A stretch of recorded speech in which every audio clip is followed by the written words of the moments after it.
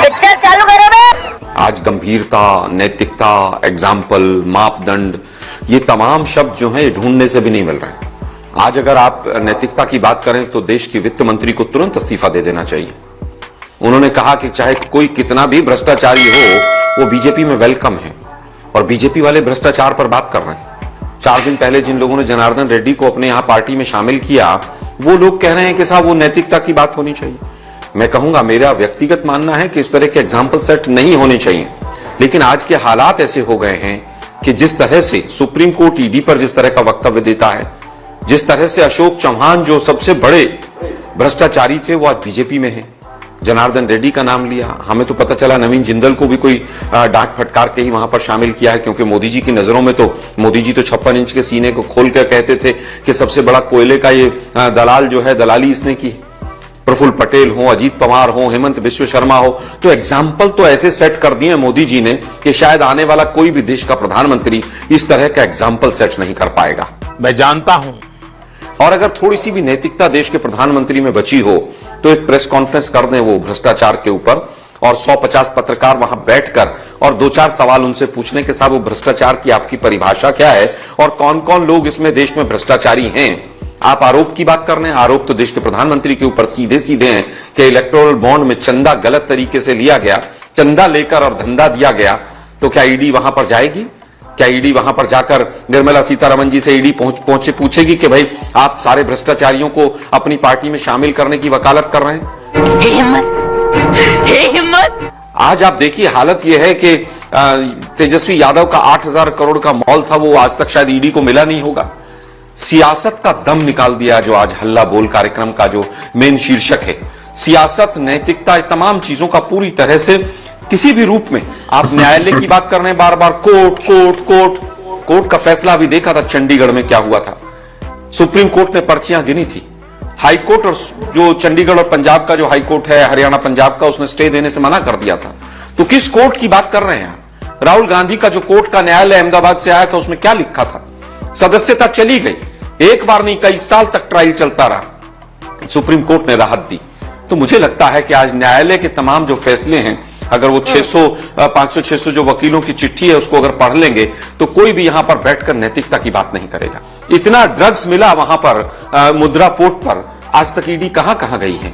हमने और अंजना जी, आपने मोरबी कांड पर एक बहुत बहस की थी, कई दिनों तक हम लगातार हमने मोरबी कांड को पूरा उठाया था, आज तक ने भी और अंजना ओम कश्यप ने भी। उस मोरबी कांड में कई सौ लोग मर गए, कितने लोग आज जेल में हैं? 2C मॉडल था कमीशन और करप्शन का, ईडी और इनकम टैक्स कहां कहां गए वहां पर? तो जो आज एग्जाम्पल सेट हो रहे हैं, और देश के प्रधानमंत्री के अंदर वास्तव में अगर थोड़ा सा भी जिगरा है तो एक प्रेस कॉन्फ्रेंस करें वो, और बताएं कि उनकी भ्रष्टाचार की लड़ाई जनार्दन रेड्डी से होते होते और भावना गवली से और छगन भुजबल की फाइलें कहां हैं, और बताएं कि इनकम टैक्स के जो नोटिस महाराष्ट्र के एमएलएस को गए थे उसकी जांच कहां तक पहुंची है। ये पूरी तरह से एक ढकोसला है, एक डरे हुए व्यक्ति का, एक डरी हुई सरकार का, कि वो डरी हुई सरकार बाकी सबको डराना चाहती है। जनता माफ नहीं करेगी। सुधांशु जी, आपको पता है आप लोगों ने अपनी पिच खुद ही खराब की है। आपने तमाम अन्य आरोपियों को, जो कि अन्य पार्टियों के थे, उनको अपनी पार्टी में शामिल किया, और उसके बाद से ईडी गोस्लो हो गया उन पर, ना किसी पर रेड पड़ते हैं। अभी तो केस चल रहा है, क्लोजर रिपोर्ट फाइल की है, आप पलट के मुझसे पूछेंगे, नहीं की है, लेकिन कितनों को जेल के पीछे पहुंचाया है आपने अपनी पिच खुद खराब की है। और शायद इसीलिए ये प्रश्न आप लोगों पर इतना बड़ा होकर हावी हो रहा है कि क्या साजिशन आप लोग ऐसा कर रहे हैं। ये जितने लोग तरह तरह के मुखौटे लगाकर राजनीति में आते हैं, उनका असली मंतव्य क्या होता है बिल्कुल साफ हो गया। जो मैंने बात कही थी आज मॉर्निंग में कि एक जमाने में इंडिया अगेंस्ट करप्शन से लोग शुरू हुए थे, गुरु थे अन्ना हजारे जी, और हिंदी में एक कहावत होती है, अंजना जी आप सभी लोग उसको समझते होंगे, शशि शेखर जी, कि भाई गुरु गुड़े रहे चेला शक्कर भी गए।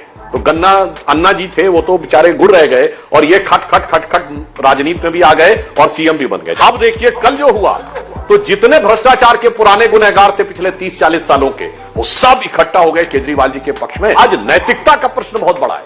देखिए हम लोग टेक्निकल चीजों पे बहुत डिस्कशन कर चुके हैं, आज मैं कह रहा हूं नैतिक और संवैधानिक प्रश्न ज्यादा बड़ा है। राजनीति को किस ढंग से दुरुपयोग किया जाता है और असली मंशा क्या होती वो आज उजागर होता है। अरे आरोप तो लग रहा है सत्ता के दुरुपयोग का ना।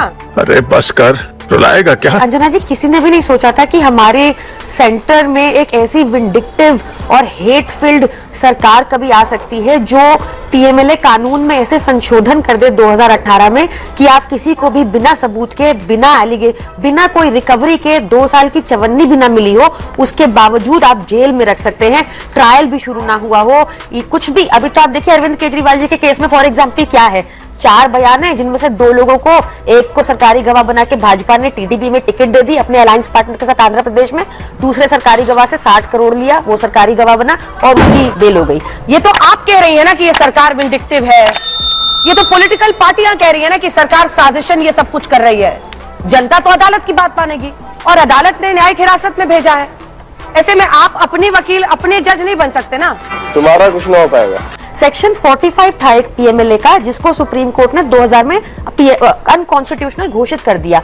इस प्रोविजन के तहत आपको अपना केस कोर्ट के आगे आपको अपनी बेगुनाही के सबूत देने होंगे। हमारे कानून में है कि प्रोसिक्यूशन जो है वो लाता है सबूत आपके अगेंस्ट। कल को अंजना जी ने कुछ क्राइम कर दिया, प्रियंका कक्कड़ ने कुछ क्राइम कर दिया, तो प्रोसिक्यूशन की जिम्मेदारी है कि प्रियंका कक्कड़ ने क्राइम किया, XYZ ये सबूत मिले प्रियंका कक्कड़ के अगेंस्ट। पर क्या हो गया पीएमएलए कानून में, इन्होंने जो संशोधन किए, अब ये है कि प्रियंका कक्कड़ ने क्राइम कर दिया, प्रियंका कक्कड़ ही प्रूव करेगी कि उसने क्राइम नहीं किया।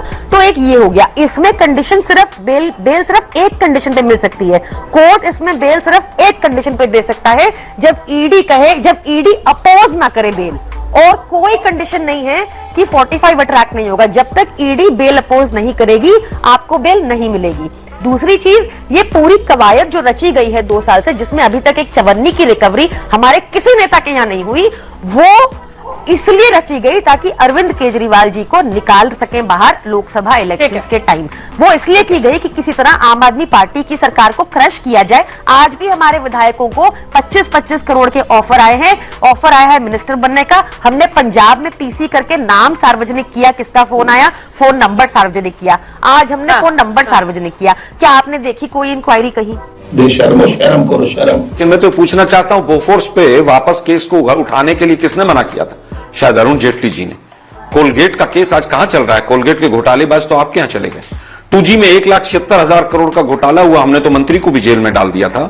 आपकी सरकार आई तो जज कहते रहे 1 साल तक हमारे पास कोई सबूत लेकर नहीं आया, और उसको बरी करने वाले कौन लोग थे? ये भाजपा की सरकार थी। लेकिन मैं आज बता देना चाहता हूं सुधांशु भाई, राफेल की, पेगासस की, नोटबंदी की जो आप लोगों ने जांच नहीं होने दी है, 2 महीने की बात है, सरकार आएगी और जांच भी होगी, और जो दोषी हैं वो जेल में भी जाएंगे।